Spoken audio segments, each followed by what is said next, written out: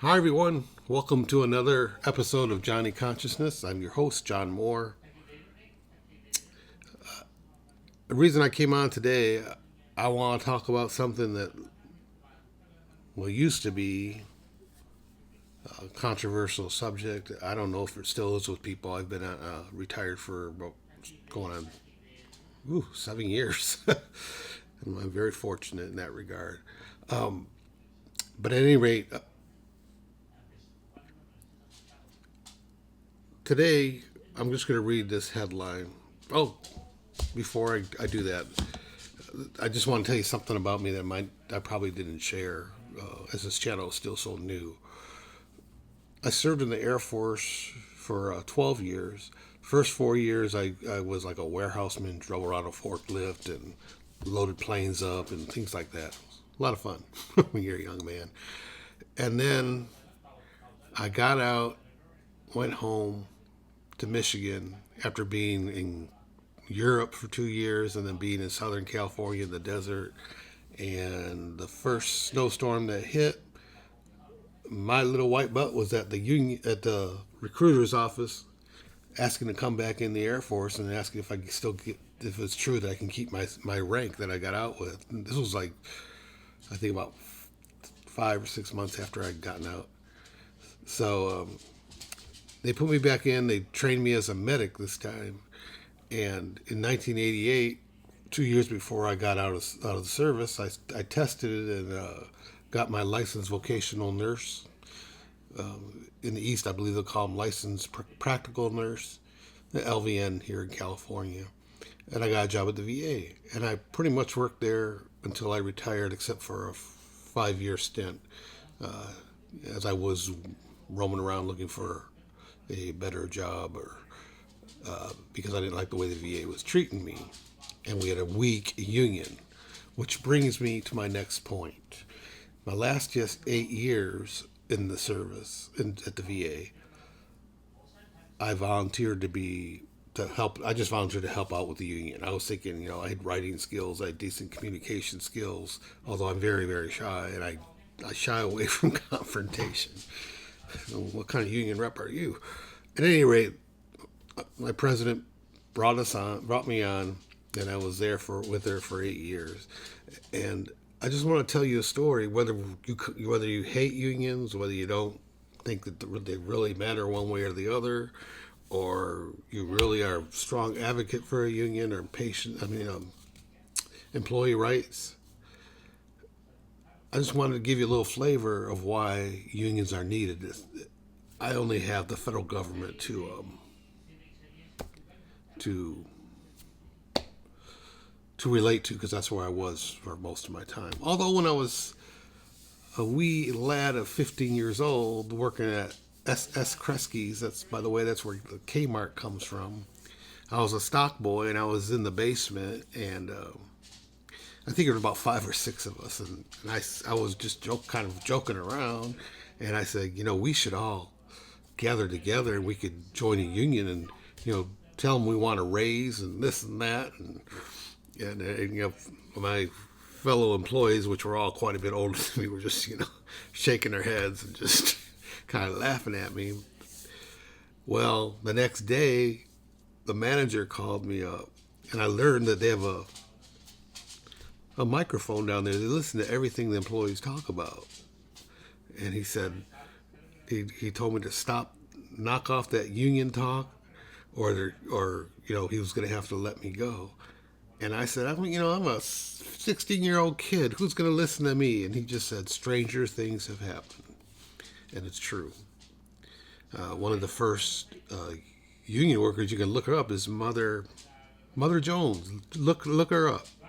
Talk about a fired up union leader when they were killing union people back in those days. Anyway, I'm digressing. I'm so sorry. But one of the reasons you need union reps, the first cases that I had in as a union rep was a young lady who was a police officer, and she'd been harassed by 2 VA contractors. So she wrote the contractors, those 2 men's supervisor, and told them what happened. The supervisor, in turn, forwarded the email to her supervisor, who in turn, before she knew what was happening, she was being proposed to be terminated for sexual harassing these two gentlemen. So she went to the union, became a union member at that time, and because she all of a sudden she saw the value of it. So we'll go to about, I don't know, about 2 months after that. The union represented her, gave our response. The director still decided to terminate her, so we raised it to arbitration, which is basically like a court of law. It is a court of law, and where this is about a year after she got terminated is when we finally got to do the case and with the arbitrator, and the arbitrator sided with the employee and the union that this person was wrongfully terminated, and she was granted back pay and all her leave with interest. But by then her life had blown up. It was really sad. You cut off people economically like that. How are they supposed to live? So the reason I'm bringing all of that up is today I'm going to read a little bit from NPR, and I am going to do a tarot on this subject, but I just want to give you a flavor of what's going on in our country. And by the way, this channel is for entertainment and edification, and everything on this channel is my opinion. Okay, I'm just going to put that out there for YouTube. Trump signs an order ending union bargaining rights for wide swaths of federal employees. President Trump has signed an executive order ending collective bargaining for wide swaths of federal employees as a part of his broader campaign to reshape the U.S. government. The largest federal employee union says the order affects over 1 million workers. I know the union I belong to, American Federation of Government Employees, I think represented 800, I believe, thousand of those employees. This administration's latest executive order is union busting, pure and simple, said Irma Westmoreland, a registered nurse at a veterans hospital in Augusta, Georgia, who spoke in her capacity as chair of Veterans Affairs for National Nurses United. The union represents nurses caring for patients' physical and mental health at veterans facilities around the country. We need to feel free as unionized nurses to speak up about patient safety issues, said Westmoreland. Veterans deserve nurses who are free to advocate for their care without fear of discipline or losing their jobs. And that was an abbreviated version of NPR. So I'm kind of concerned about this. So I was going to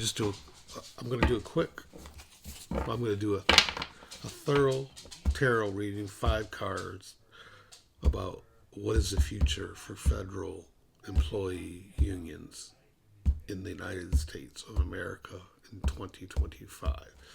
And we'll see what tarot says. Just give me a second.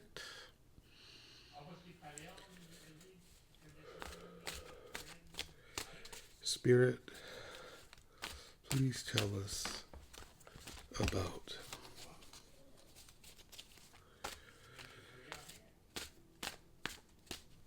the status of federal unions, United States of America, in 2025. Spirit, please tell us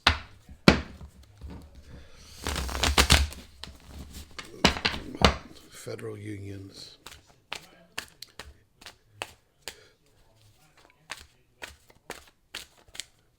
in the United States of America in 2025. I like to shuffle very thoroughly because one of the ways I cleanse my tarot is I put them all back together in order, the major arcana in order, all the minor arcanas cards in order. I read that's a hard cleanse, so I was doing it on my own. I didn't know it was a cleanse. I kind of like my cards that way, all in order. That way, when you ask a question, it's all coming in from a fresh start, so to speak. So I'll ask one more time. Tarot, Spirit, please, through these tarot cards, tell us about the future of federal unions in the United States of America in 2025. All right. One, if you want to see this or not.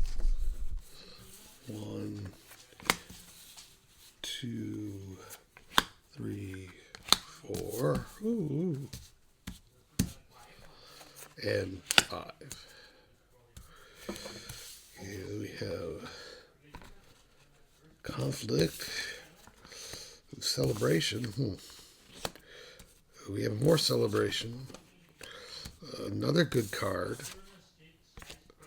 Last card is meditation or contemplation. So let's just take it. Let's just take it one at a time. The first card is what I'm the reader, so what I expect the outcome to be. I think I just saw one of my friends go by. I don't know if y'all saw him. You might want to rewind it. Thank you for showing up, whoever that is.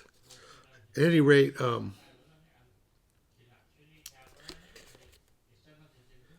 this is the 7 of Wands, and it shows conflict. And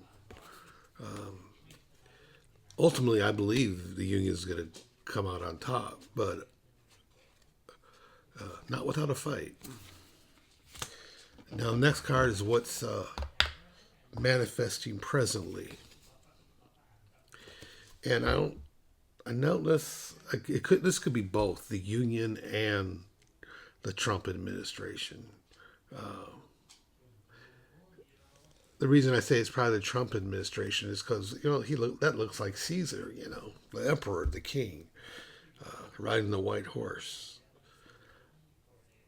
But on this, on the same token, this could be all the union people in the background, right? And this actually could be the union leader. Trump might have awoken a sleeping giant. I'm not talking about the union.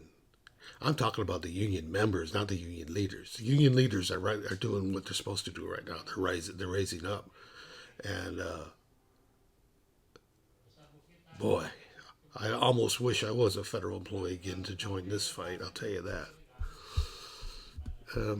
What does this card say? It says, I didn't bring my glasses. Let me pause for a moment and I'll get my glasses, please.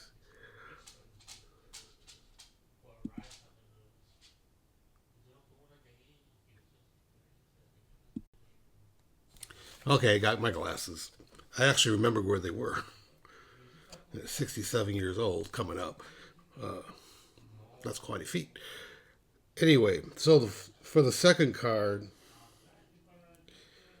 is what's manifesting now, and it says upright, public recognition, victory, progress, self-confidence. So that's what's manifesting now.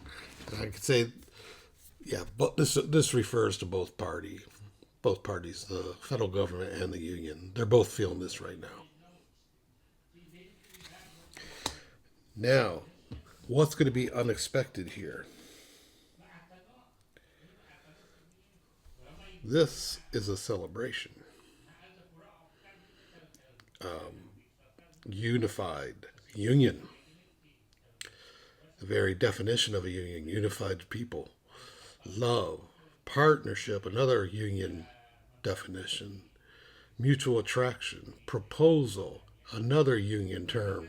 Proposed disciplinary action, proposed bargaining change, marriage. In many ways, union reps sometimes get intimately close, not physically with their people they're representing, and connection, oneness, consciousness. This, I think, you pick your piece. Let's say she's the union, she is the union, and this is Joe Public. I think the public is going to have a great deal of sympathy and empathy for federal employees being robbed of bargaining union rights. What the hell does the VA have to do with national security? We took care of national security when we were active duty. I'll leave it at that. Remember, entertainment purposes only. Okay, this card is the near future, and it's another very strong feminine and union type card. Queen of Cups, compassion. As a union rep, you have to have compassion for your employees, the people you're representing. Comfort. I did a lot of that when I was a union rep, when people were facing prospects of losing their job or being demoted or being ostracized in public. Calm, nurturing, healing, emotionally stable, intuitive, caring. Again, a lot of adjectives describing union reps and people who are involved in the union. We're not all angels. I'm not saying that. I mean, a lot of them I knew were devils, but sometimes you need the devil to defend you. At any rate, this is the near future. Since Trump is a big old misogynist and seems everybody else in his cabinet is too, this is definitely the Queen of Cups. Is definitely the Queen of the Union, and she's looking stronger than ever. That's coming up in the near future. And then lastly is in the far future. This is the Four of Swords. Rest, relaxation, meditation, contemplation, recuperation, retreat, revival, and solitude. Union folks are going to need all that after battling the Trump administration. But they're going to do it with the help of the American people. I'm convinced of that. That's all that I have for this installment. So keep letting your light shine. Keep being kind to others.